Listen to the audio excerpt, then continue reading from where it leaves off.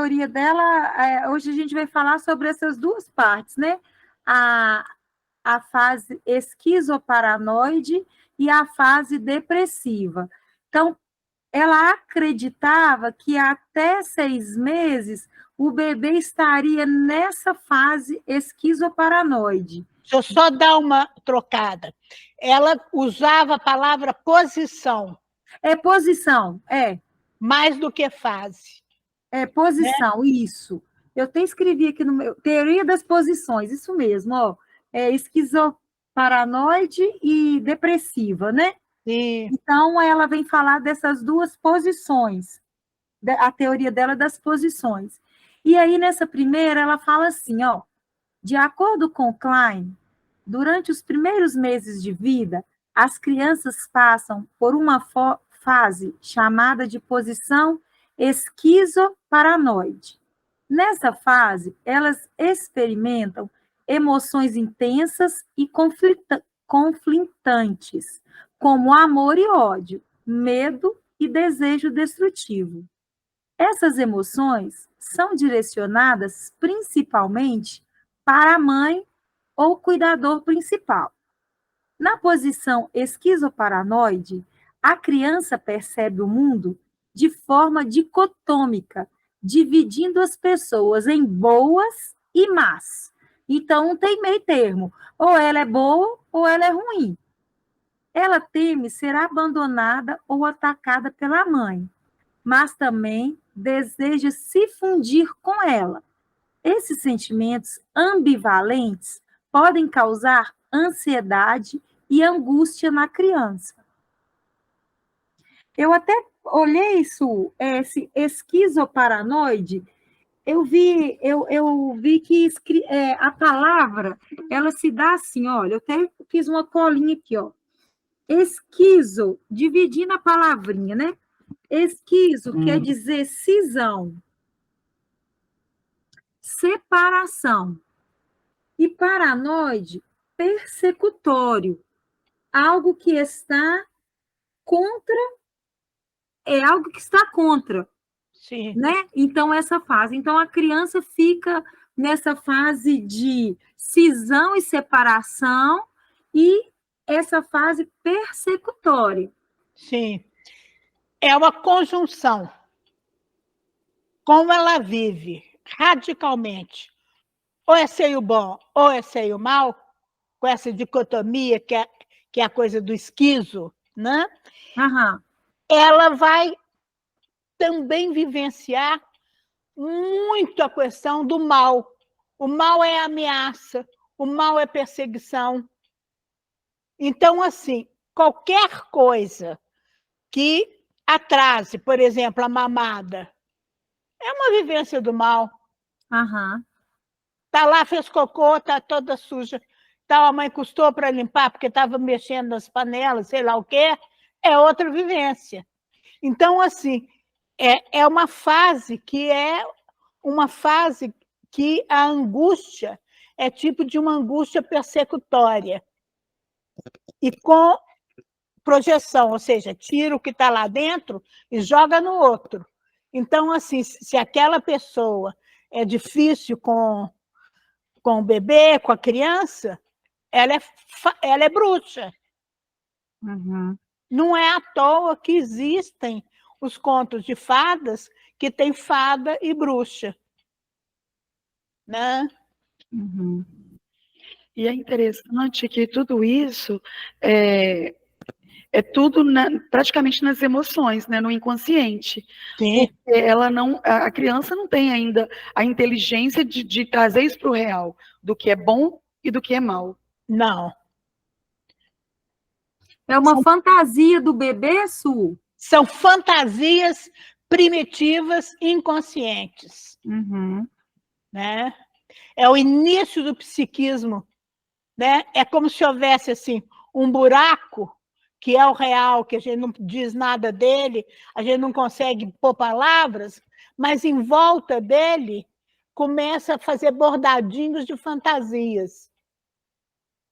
Então, aí a gente começa, por exemplo, numa falta está lá morrendo de fome, com dor na barriguinha, aquele buraco negro que está vivendo, em volta dele vem as fantasias. Aí isso é a mamãe má, isso é o seio mau.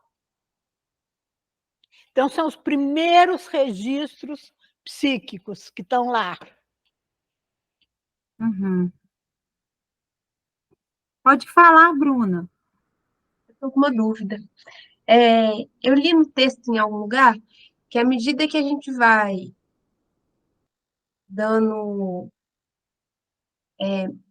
fazendo essas vivências e dando mais a parte boa, né? Assim, reafirmando mais a fantasia positiva da criança, isso vai se resolvendo, né? Em alguma medida. Me corrige, Su, se não foi isso.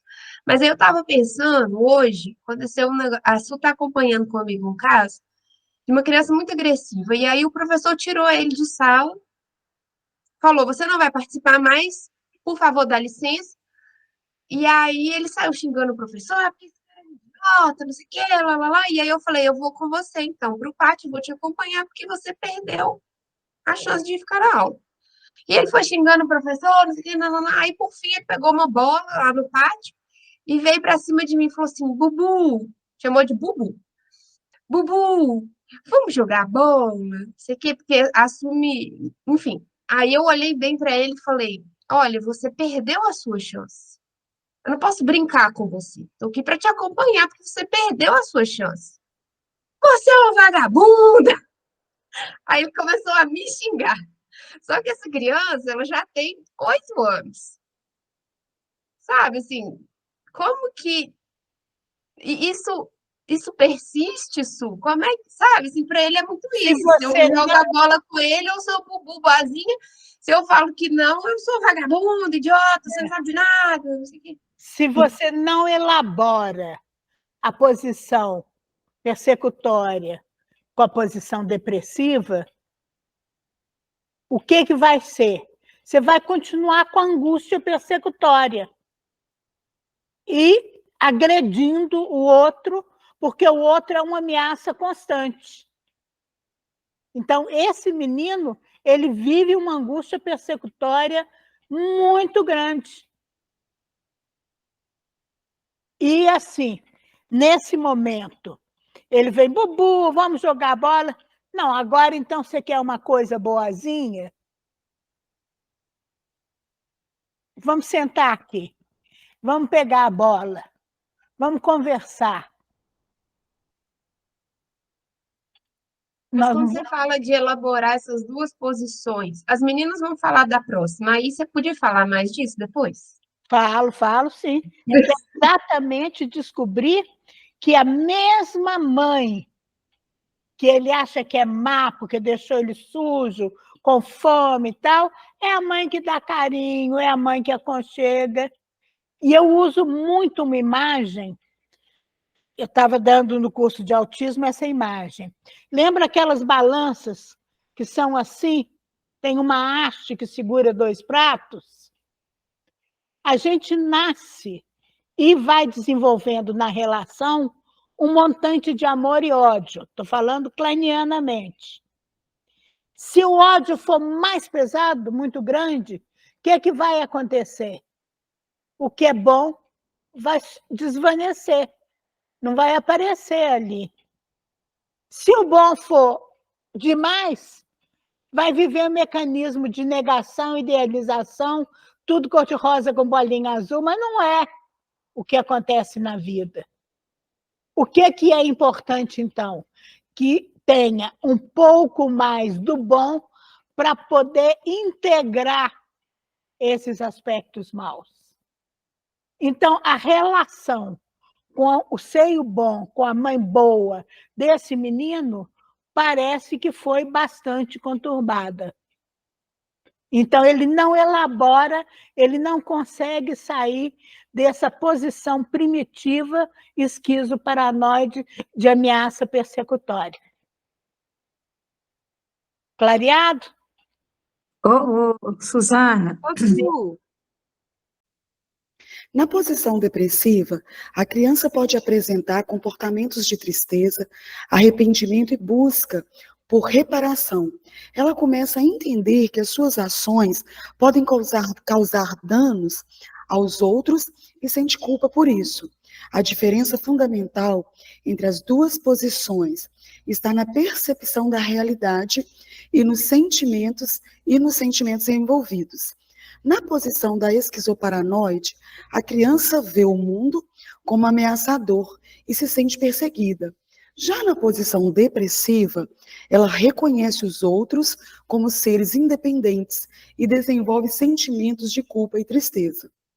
Falamos bastante da criança em relação à mãe, mas não podemos esquecer que o pai também é importante para a criança, sobretudo a partir do último semestre do primeiro ano de vida. Esse pedacinho aí eu até tirei do seu texto, Su, assim, coloquei grifado, porque no texto ele é grifado, com relação ao pai. Quando eu estava escrevendo sobre isso, é tão interessante sobre essa fase depressiva na primeira infância, né, que nós vemos isso lá no comecinho da vida, que você até falou que Freud ele não fazia psicanálise nas crianças muito pequenas, já Klein desde a primeira infância, ou até mesmo antes do nascimento, vamos dizer assim, né, porque fala da aceitação e da rejeição, antes do nascimento e até o pós-nascimento nos primeiros meses de vida. É uma coisa que às vezes a gente não se liga muito nessa fase de achar que a criança sente culpa, que a criança sente rejeição. A gente não olha muito por esse lado, né? Às vezes o comando da gente é intrínseco nosso, é de dentro de nós para eles. É como se fosse a minha rejeição, né, do adulto refletido na criança. Mas quando ela fala como se a criança já viesse, né, com a maturidade ali, mesmo pequena, já com esse sentimento da rejeição, das culpas, né, da culpabilização por alguma situação. Eu não sei se eu estou muito na linha de pensamento correta, mas é mais ou menos isso que eu entendo. Porque existe culpa que pode haver socialização. Porque se não houvesse esse sentimento que é importante nessa fase depressiva, de saber que os ataques que a criança faz à mãe, no momento que ela está tendo uma vivência de mãe má, estão ferindo também a mãe boa, e se sentir culpada por isso, e tentar reparar, se não houver isso, não há a consciência de que há uma mãe inteira ali com ela, um objeto total de amor. E não há possibilidade de socialização. Tanto que a gente percebe que as crianças muito pequenininhas, elas não se socializam, brincam em paralelo, morde o outro, toma o brinquedo do outro. É aos poucos que elas vão entrando nessa coisa de ter um outro que ela respeita, né? Então, eu acho que isso é importante a gente pensar sobre a teoria da Klein. Suzana, nesse ponto que ela fala assim, ela reconhece os outros como seres independentes e a partir disso é que ela desenvolve o sentimento de culpa e tristeza. É como se fosse um castramento, essa separação de ver o outro como, né, uma terceira pessoa, e agora sim eu consigo reconhecer em mim essa culpa, essa tristeza, ou não sei, talvez angústias. Quando você fala castramento, você está querendo falar castração? Sim, da separação. É exatamente o momento da separação, né? É separação eu, outro. É porque ela vê a mãe como um objeto total, que ela vai poder se ver como um eu também. Então, ela é eu e os outros, a mãe objeto total de amor, e os outros são pessoas independentes também. Isso seria antes do primeiro ano de vida ou já seria entre o No final do primeiro ano de vida. Bruna, quer falar, Bruna? Eu quero. É porque eu estou acompanhando uma criança, a Su está até me ajudando na supervisão, e eu acho que ilustra um pouco. Sim, sim.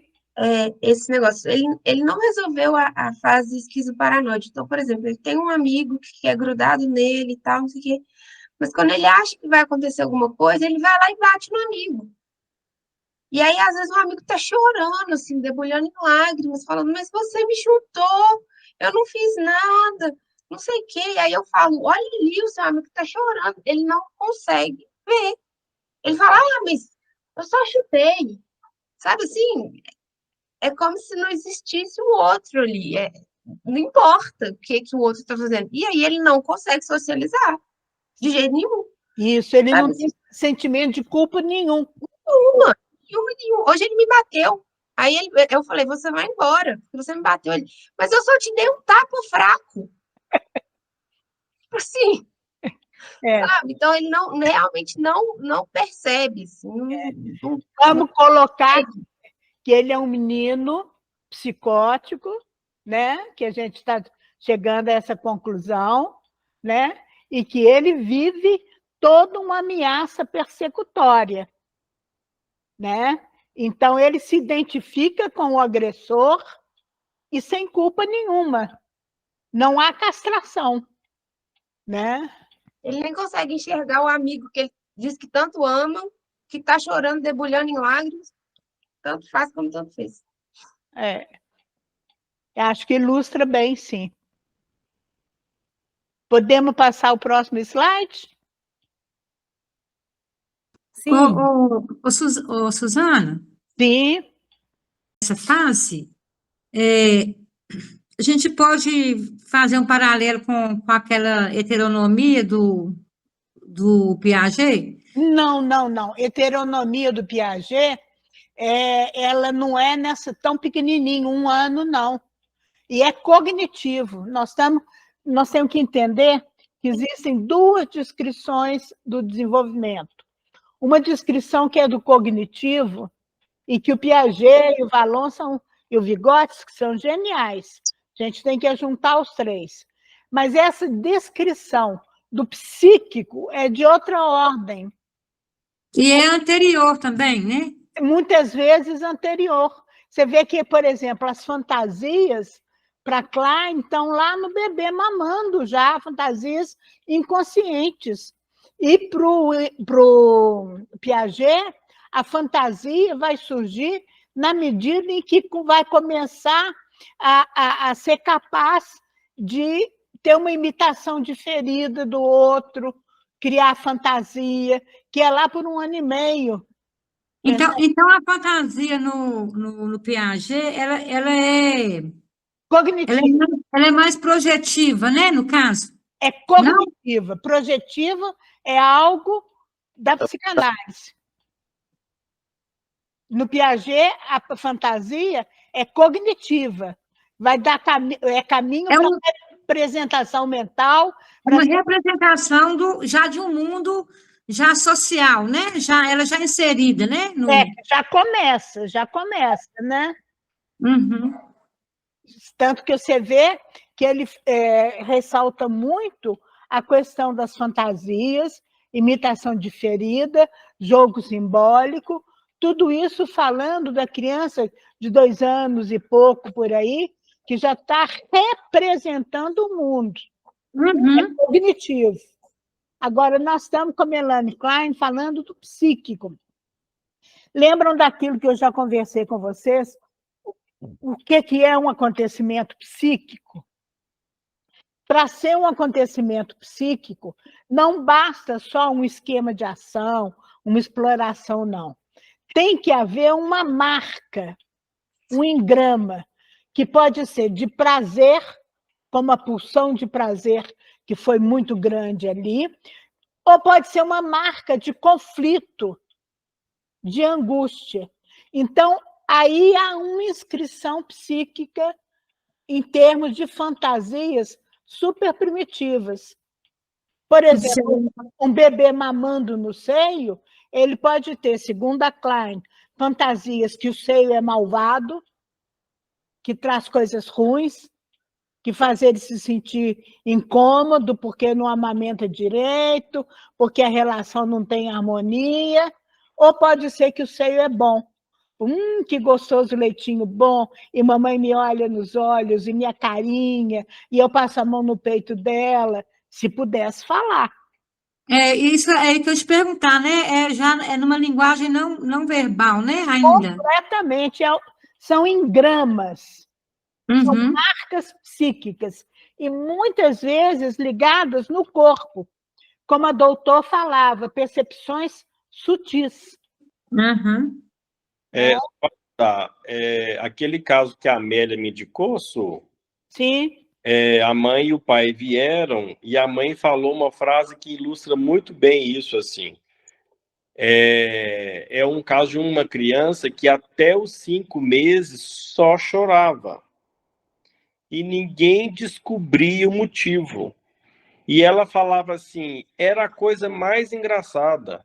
Ele parava de chorar, melhorava. Ia mamar, colocava ele no meu peito, ele olhava para o peito e ele chorava, chorava, chorava, chorava, recusava, recusava, recusava. E eu forçava. Foi descobrir, ele tinha alergia que estava na carne viva, o esôfago dele todo. Porque ele tinha refluxo de último nível por causa da alergia do leite dela. sim. Então você vê que a criança, essa criança, o que acontece? A escola não está dando conta, tem gente chamando ele de autista, ele tem traços muito obsessivos, mas eu não vi traços de autistas coerentes, e ele sempre ele quer ficar do contra. Ele quer atrapalhar a aula de yoga, é hora de brincar, ele quer ficar quieto, hora de ficar quieto, ele quer brincar. Exatamente, né? A primeira relação dele foi uma desarmonia total, um senso mal total, no nível do real. Do real, do concreto, Do exato. real, né? Uhum.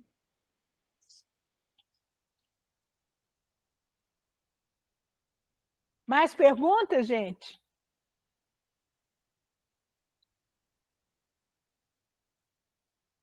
Suziane chegou também, joia, bem-vinda. Obrigada, Su. Introjeção de que o ser e o mal ficou prevalecendo, pode acontecer de ficar com aquela questão persecutória. O outro quer meu mal. E aí tem a possibilidade de desenvolver para uma estrutura neurótica de fobia, ou para uma estrutura psicótica, porque não conseguiu nem criar um eu integrado. Agora, o que é o perverso? Só para dar uma ideiazinha, porque a Bruna estava pedindo isso no início, se os vários autores falavam dessas estruturas. Não, essa organização de estrutura vem de Freud, mas quem fez foi o Lacan. Isso. Né? E Melanie Klein, por exemplo, não toca nisso, tá? Ela fala de crianças psicóticas, de crianças neuróticas, mas não fala em estruturas. Qual que é a grande diferença que a gente poderia pensar? Só para ter uma linha de pensamento. O neurótico é aquele que, quando chega o Édipo, ele aceita a castração, ele recalca o falo, e ele vai sempre ter aquelas coisas que ele fica rolando como dívida, se ele for obsessivo-compulsivo, ou se ele for histérico, ele fica dando espetáculo, ou se não for um neurótico normal, vai desenvolvendo normalmente. O psicótico é aquele que, desde a fase do espelho, ele já tem grande dificuldade em formar um eu. Lá, se a gente pensar na Melanie Klein, a dificuldade dele é que ele fica muito fixado nessa posição esquizoparanoide. A questão de criar um eu e um outro já não existe. No espelho, como a doutor fala, menos ainda. Ele não se reconhece lá como imagem consciente do corpo. E no Édipo, ele não recalca o falo. Ele continua sendo ou o falo da mãe ou tendo o falo, porque o Édipo passa por 3 posições: ser o falo da mãe, ter o falo e recalcar o falo. O fala, eu posso tudo, eu sou tudo, eu quero tudo, sou onipotência total e que coisa. E aí, o psicótico não consegue fazer isso. E a gente coloca uma linha da psicanálise, o autista dentro desse quadro de psicose. Alguns outros da psicanálise acham que é uma outra estrutura, mas isso não está muito claro para as pessoas.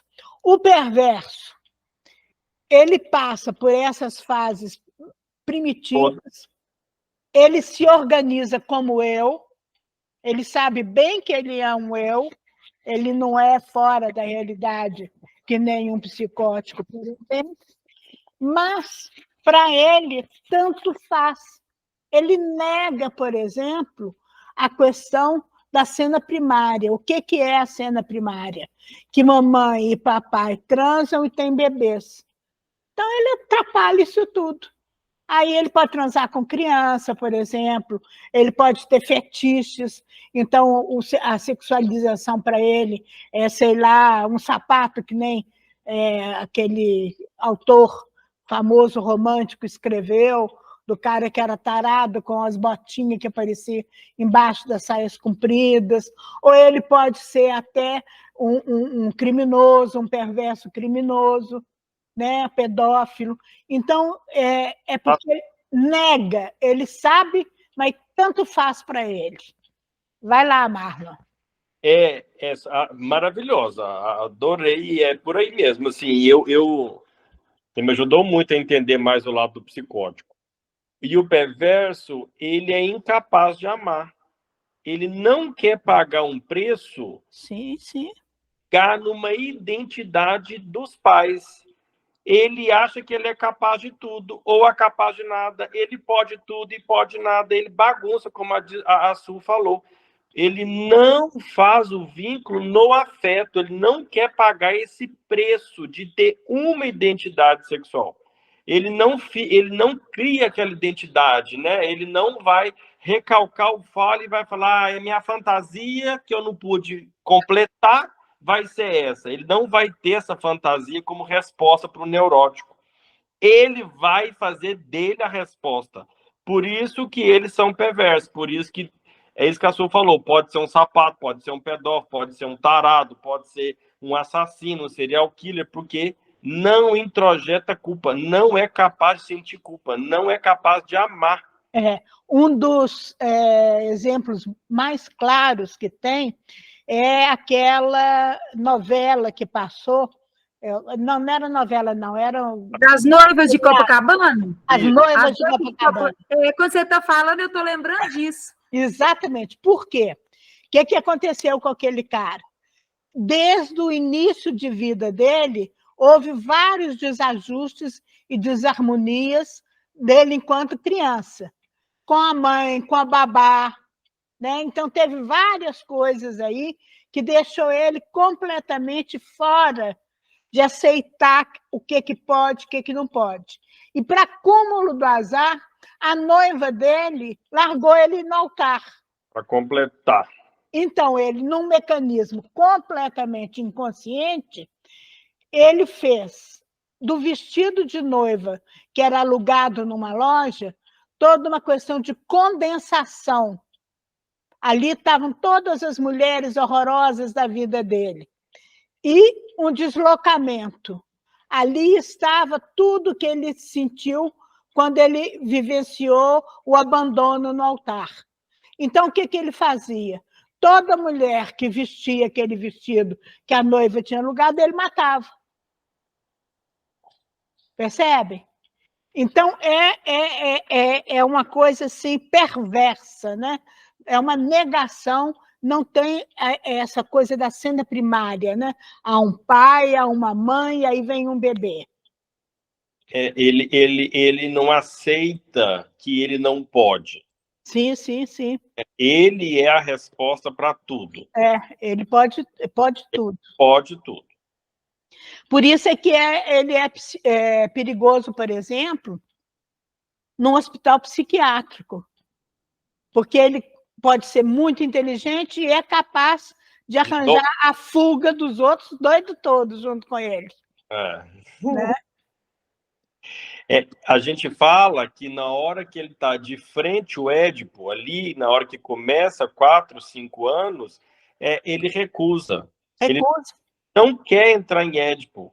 Sim, sim. Eu estou com um caso aqui no consultório que ele já falou assim, eu prefiro morrer. Com um conceito mais assim. Mas quando eu li essa parte do educar, eu vi nós, mães, refletidas nela. Sim, aí ela tem uma atitude mais pedagógica, mais acessível aos pais, mostrando, inclusive, essas coisas que você salientou. Não ter duas perdas ao mesmo tempo. Deixa eu contar para vocês, na escola Recreio, eu trabalhei com maternalzinho 1, né? Na época que eu estava, inclusive, em formação de relacional. E, nesse trabalho, as crianças assim brincavam, produziram coisas simbólicas muito interessantes. Mas acontece que a gente começou em abril, mais ou menos. Lá para junho, final de maio, junho, entrou um menininho. E esse menininho só fazia chorar, não tinha outra coisa. Teve os que choraram no início, mas já tinham entrado nos jogos, nas produções, nas cenas psicomotoras, e esse menininho só chorava, só chorava. Aí eu chamei os pais e fui conversar com eles. Então, o que estava acontecendo? A mãe estava grávida e ia ter um neném. Então, aproveitou esse momento de mandar um menino para a escola. Olha o que a Klein fala, 2 perdas ao mesmo tempo. E com essa coisa dela estar grávida, várias coisas ocorreram. O berço dele foi mudado, ficou para o neném que ia chegar, ele foi para uma caminha, a babá que era dele, uma enfermeira, ia ficar com o nenenzinho e ele ganhou outra babá, família rica. Então, vocês pensem bem para esse menino, mais uma coisa que era a escola, uma turma diferente, uma professora, e além da professora, uma outra mulher que chegava lá para brincar com eles, era um horror. O que eu conversei com esses pais? Que não era o momento dele ir para a escola. Percebe? E eles acabaram aceitando, compreenderam perfeitamente. No semestre seguinte, ele entrou.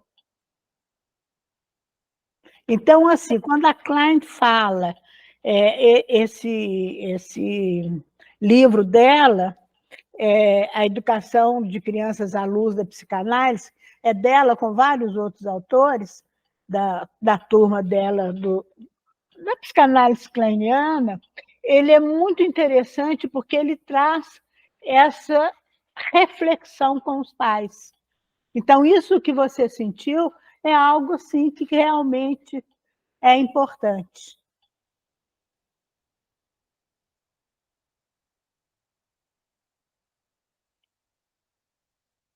Eu vou ler que aí a gente já entra no assunto, porque quem não leu aí fica mais inteirado. O ambiente da criança, sobretudo as relações entre o casal, vão ser de suma importância para o seu desenvolvimento. Estas devem ser harmoniosas, equilibradas, e mesmo que surjam alguns desentendimentos, é importante que a criança perceba um comportamento atencioso do pai para com a mãe e vice-versa, e que sinta que eles podem enfrentar contrariedades com bom humor, e que os dois são amigos e leais um ao outro. Com isso, a criança reforça a sua crença de que a bondade é mais forte que a maldade e pode vencer seus próprios ciúmes, suas raivas e agressões. Além da Era só um tranquilidade... minutinho. Lembra o que o Winnicott falava?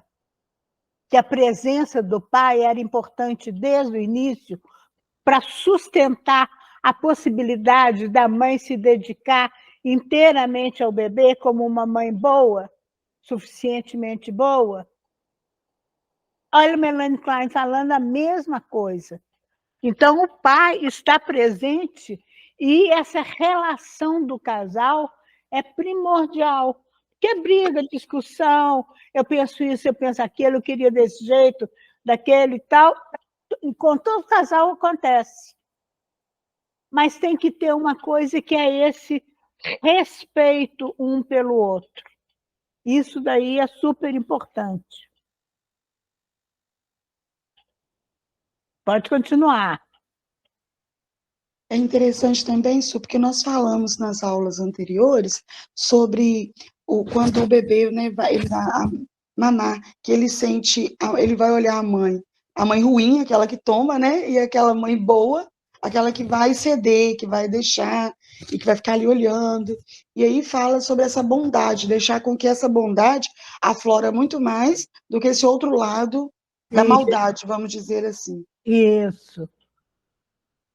Além da tranquilidade do ambiente em geral, é importante para a criança, sobretudo para o bebê, uma rotina regular, um ritmo constante e uma ordem regular nas atividades diárias, refeições, banho, vestir, ajudar a criança a se sentir mais segura emocionalmente.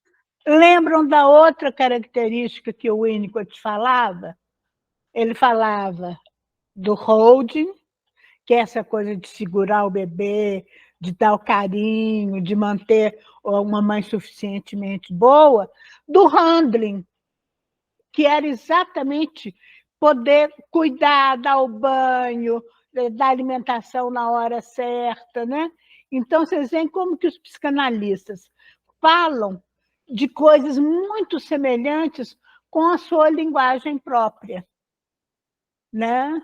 E a gente podendo ligar o que está sendo de um e de outro, a compreensão fica cada vez maior.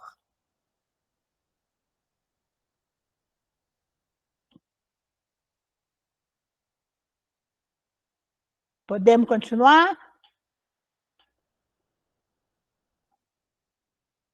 A rotina dos sentimentos é atitude da a rotina dos sentimentos e atitudes da mãe é assim tão importante quanto a rotina de cuidados físicos. Tendo em vista a necessidade desta harmonia e continuidade para que a criança se sinta segura emocionalmente, é fácil compreendermos que não devemos deixar que a criança sofra, ao mesmo tempo, duas fontes de conflitos emocionais. Isso, nós já comentamos. E olhem só que interessante. Ela fala que a rotina dos sentimentos e atitudes da mãe, uma mãe instável, que uma hora está de bem com o mundo, outra hora brigando e tal, é uma mãe que não vai dar aquele apoio, aquela segurança para a criança. E é mais importante, ou tão importante, quanto o cuidado físico. Deixar a criança cuidadinha, porque o cuidado físico é do nível da necessidade. E essa relação mãe-bebê é do nível das emoções, do desejo, dos afetos, né? Suzana, mas assim, tem alguns cuidados que eles são tão extrapolados que como se a criança ficasse num domo. Então, assim, tem que ter um equilíbrio, né? Como se a criança ficasse o quê? Num domo, ficasse Ah, dentro de alguma cápsula, assim. uma redoma, entendi. Você até falou pra gente sobre naquele conto de fadas que o rei coloca, né, a família numa super proteção. Isso. Então, assim, isso a gente já conversou muito. Cria conflito psíquico, gerador de angústia, tanto a privação afetiva de cuidados ao nível das necessidades, quanto o excesso de cuidado que não permite nem que a criança saia da ilusão de que ela é dona do mundo e nem possa tolerar frustração nenhuma. Então, assim, realmente é importante que haja uma harmonia, né, sabendo que vai ter momentos de conflito. Toda família tem, né? Ô, Suzana, e aí pode desencadear, então, uma disfunção psicomotora? Por exemplo, se essa criança não tem essa rotina aí, né, a família não tem, é uma família desorganizada, e aí, consequentemente, a criança pode caminhar por essa disfunção psicomotora? Não sei se a palavra é disfunção ou... Sim. Vamos pegar aqui a definição de distúrbio psicomotor que a Júlia Guerra deu lá. Então, ele é mais ou menos sofrido, mais ou menos motivado e tem relação com os afetos e com a via motora. Então, como ele é mais ou menos sofrido e motivado, o Júlia Guerra já falava da parte psi importante num distúrbio psicomotor. Agora, tem uma outra autora que se chama Flagey, que é uma psicanalista belga, que fala isso muito claro. Se vocês entrarem no fórum de psicanálise que a gente fez, acho que foi 2020 ou 2021, não me lembro mais, acho que é 21, vocês vão encontrar lá quando eu falei sobre o distúrbio psicomotor. Está no YouTube, vocês vão achar tranquilo. E falando da Flagey, o que ela diz? Todo distúrbio psicomotor tem 3 aspectos psíquicos. Um que é um distúrbio do narcisismo, que é primário. Não é porque a criança é agitada, capeta e tal, que vem um retorno do narcisismo secundário e aí ela se sente pouco apreciada. Não, antes mesmo disso, já existe algo que é difícil para ela lidar com esse libido que está em si e que vai para o outro e que retorna. Existe um distúrbio do que ela chama da economia da agressividade. Então, é difícil para essas crianças lidarem com a agressividade, com a pulsão de amor-ódio. Isso que a Melanie Klein vem falando tanto. Então, assim, ela diz que existem 2 defesas básicas. Ou a inibição, bloqueio, ou a agitação psicomotora.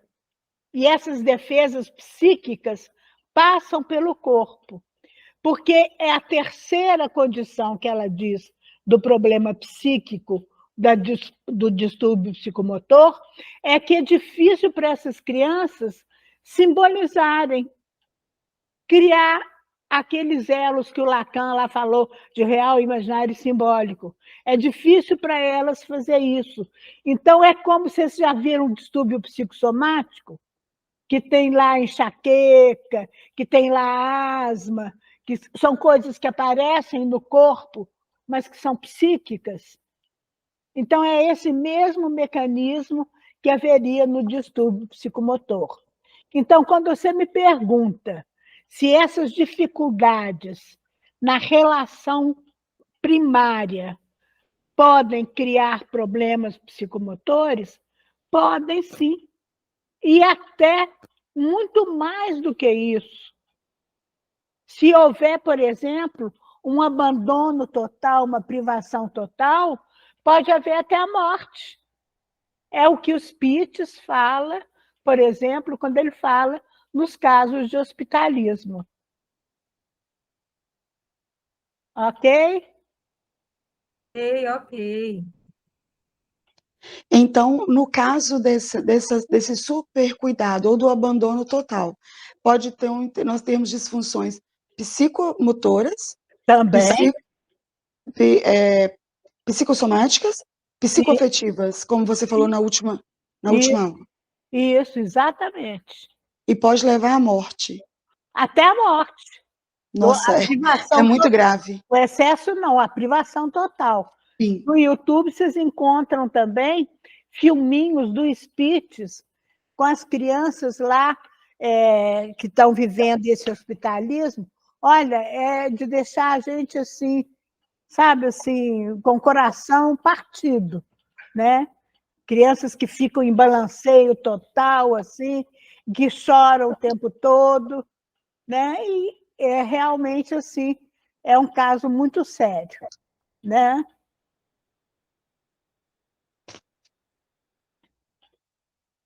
Podemos continuar? Pode, vai lá.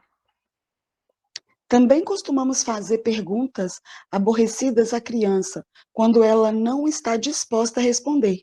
E estaríamos agindo de um modo rude se pensássemos em fazer estas mesmas perguntas a um adulto.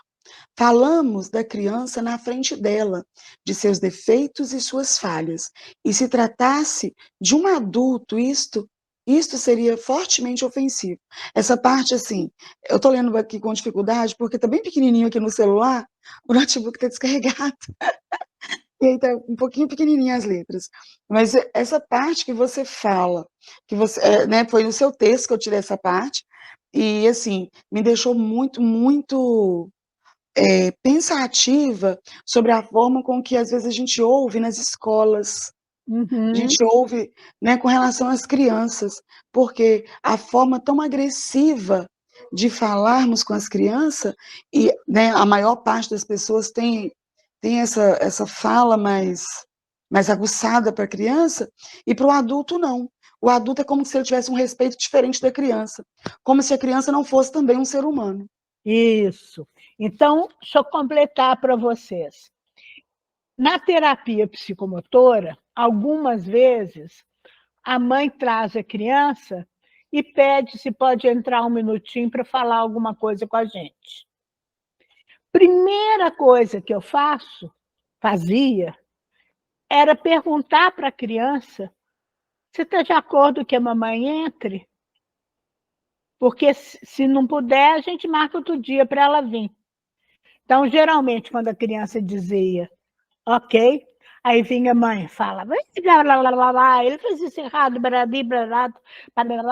geralmente ele está lá brincando no canto dele, mas de butuca no que está sendo conversado. E aí, então, eu vou falar com ele, olha, a mamãe está falando isso, isso, isso, o que você está pensando aí? E muitas vezes, enquanto a mãe está falando, ele bate, ele é isso, ele é aquilo, ele está lá batendo toquinho, ele está lá brigando uma coisa com a outra. Né? Então, assim, a gente nunca vai deixar falar sobre a criança, os problemas dela, sem trazer ela. Isso fica claro para vocês?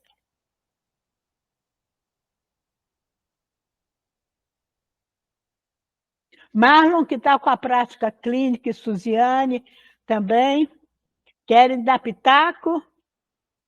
Só, claro, assim, ótima fala, e só porque você falou assim, trazer ela, caso ela aceite a mãe entrar, mas lógico, a gente atende e faz as entrevistas iniciais sem a criança, só o casal, ou só a mãe, ou só o pai. Sim, sim, sim. Só para complementar essa fala. Isso.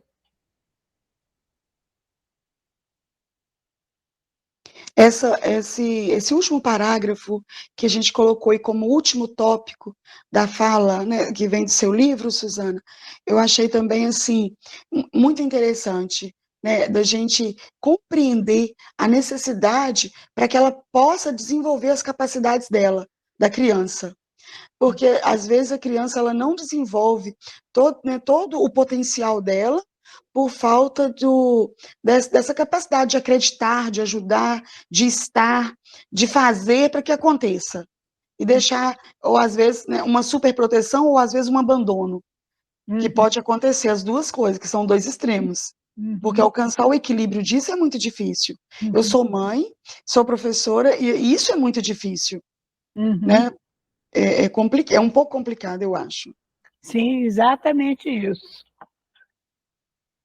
Podemos dizer, finalmente, que educar uma criança é compreendê-la e compreender compreender sua necessidade de ajuda para desenvolver suas capacidades. E dar-lhe o exemplo é respeitá-la e criar uma rotina regular, com limites necessários e com reforços e elogios das atitudes adequadas.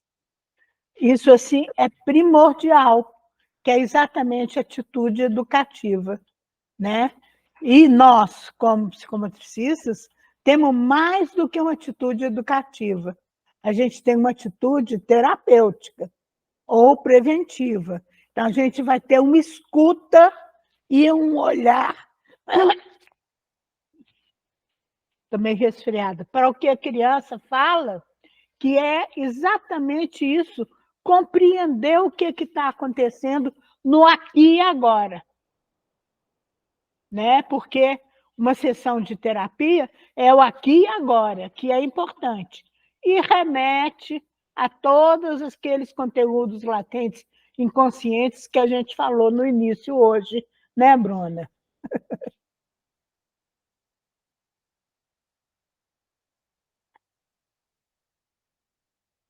Vai, a Suzy está que entra e sai. Ô, Suzana, hoje aconteceu um fato lá no meu serviço, bem engraçado, assim, em relação a isso que a gente está comentando. Chegou uma turminha lá no mesmo horário, né, e eles são divididos em 3 ambientes diferentes. Só que aí, tipo assim, o tempo fechou de uma vez, então não tinha jeito de eu ficar com os meninos na água, porque estava um vento, o cavalo também não, porque estava ventando muito, e tem uns autistas que têm muito medo de vento, né? Vento, chuva, essas coisas. Aí eu falei assim com a colega, vamos tirar esses 2 cavalos aqui e vamos fazer atividade aqui onde fica o feno, que é coberto, né? E aí a gente consegue atender o grupinho. E aí fez. Os terapeutas foram para lá, as crianças, foi um momento muito gostoso. Mas hoje chegou uma criança novata lá, um autista de 8 anos. E aí, as regras são do jeito dele. Se a regra não for dele, ele jogou o material no coleguinha, e os que já estão lá, o comportamento já está melhor. E aí, o que eu quero trazer? Teve uma pequenininha de 5 anos que eu atendo, ela estava no chão mexendo com a terra, e aí ela levantava a terra assim com a mãozinha, deixava cair aí aquele poeirão, e ela passava a mão, e ela viu esse novato jogando o pino do boliche no outro colega, que é o coleguinha de piscina dela. E ele estava um pouco afastado, e ela ali, mexendo aqui a terra. E eu estava próxima a ela, ela falou comigo assim, ô Ju, é injusto, né? Aí eu olhei para ela assim, porque, tipo assim, no meu pensar, ela estava focada e concentrada na areia que ela estava jogando para cima e tudo. Eu falei, uai, Isa, o que você está achando injusto? Esse menino novo chegou e já está batendo no Inácio? A gente não está aqui para apanhar, né? Não é certo. É só pedir as coisas, né? Aí eu fiquei pensando nisso que você falou aí agora, por exemplo. Às vezes a criança está quieta lá no lugar, mas ela está observando o que está em volta. E aí a gente conta assim, nossa, mas esse menino, ele é candongueiro, é o capetinha, é não sei o quê. O menino está ali escutando falar dele, né? Do mau comportamento dele. E eu achei assim, engraçadinho que a Isadora veio lá mexendo na terra, mas como ela estava atenta, porque vez ou outra ela levantava o olhar e viu o que estava acontecendo. E aí ela achou injusto aquilo e me falou, ô Ju, eu acho injusto. Ela tem 5 anos, só para você ver. Olha, isso que você está falando, vamos sair um pouco da psicanálise. O Vallon descreve muitos jogos. E um dos jogos que ele descreve é o jogo de observação, que é aquele em que a criança, às vezes, está paradinha ou fazendo alguma outra coisa, mas ela está de olho em toda a atividade, as brincadeiras que estão ali. Mesmo que ela esteja num brincar paralelo, ela está participando do que ocorre. E olhem que coisa mais interessante. como muitas vezes as crianças dão aquele toque. A gente brinca que são até ego auxiliar do terapeuta, né? Porque ela mostra exatamente algo que o coleguinha precisa perceber, Foi isso. né?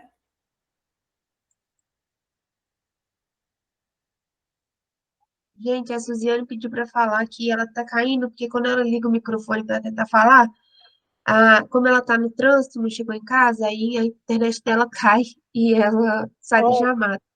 Ela só pediu para contar isso. então tá. Quando ela chegar em casa, aí ela fala, né?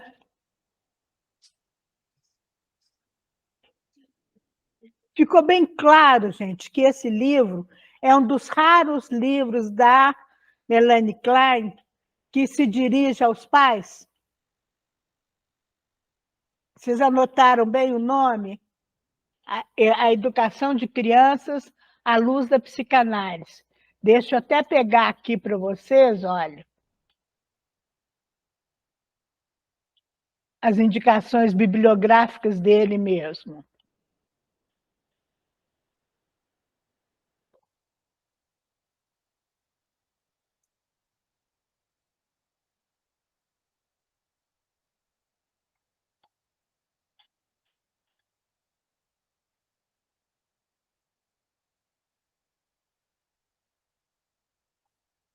A Educação de Crianças à Luz da Investigação Psicanalítica.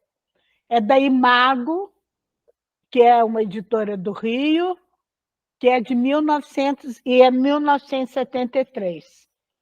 Tá? Você pode repetir, por favor? Eu vou pôr no grupo de estudos, Obrigada. que aí vai ficar Ótimo. mais claro.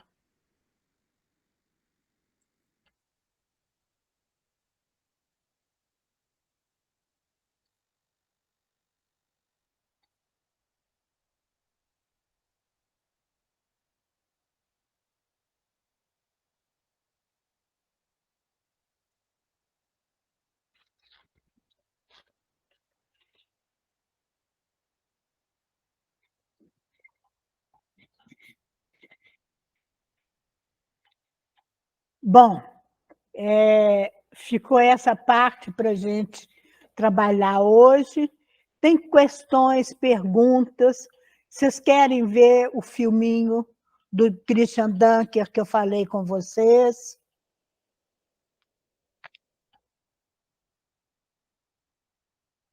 Professora Suzana, Sim, eu queria que a senhora repetisse a palavrinha que a senhora disse da criança que a Juliana estava falando agora há pouco. Você falou uma palavrinha, eu não entendi, que a criança dá o corte na outra. ela é quase um ego auxiliar. Isso vem do psicodrama.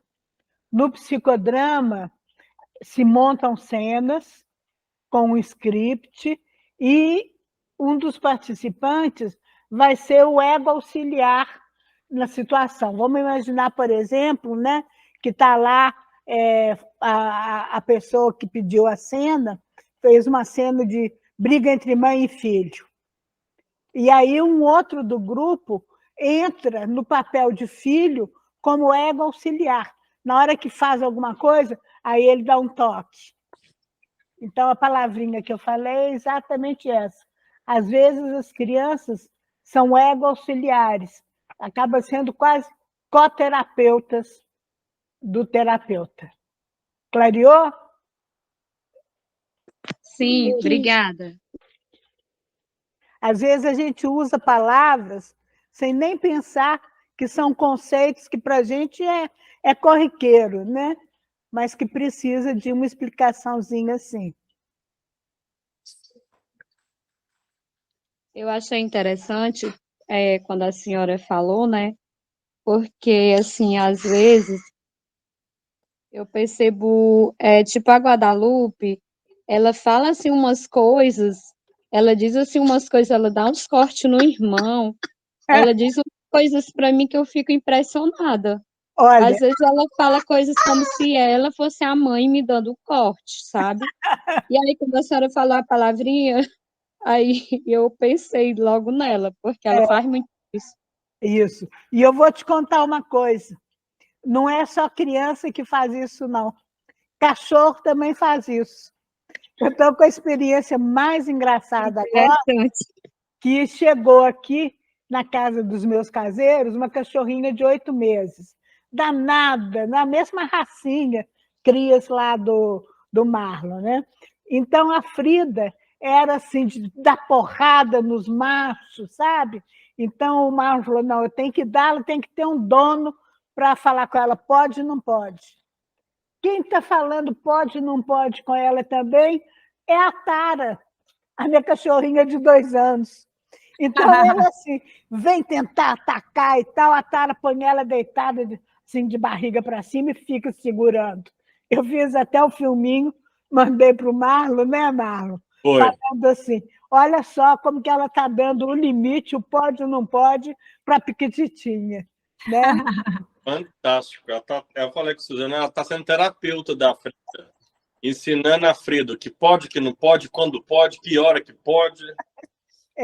E é muito engraçado, porque isso assim, ocorre não só no brincar espontâneo das crianças, sob supervisão de um adulto que possa ver, olhar e compreender, como na psicoterapia, tanto numa psicanálise quanto numa terapia psicomotora, né? A Tara, então, está dando limite à Frida. Logo a Frida, Super. Eu tô rindo que a Tara é super agitada, né? Super A bagunceira, cara é super agitada, mas acalmou, assim, porque ela tomou o papel de assim,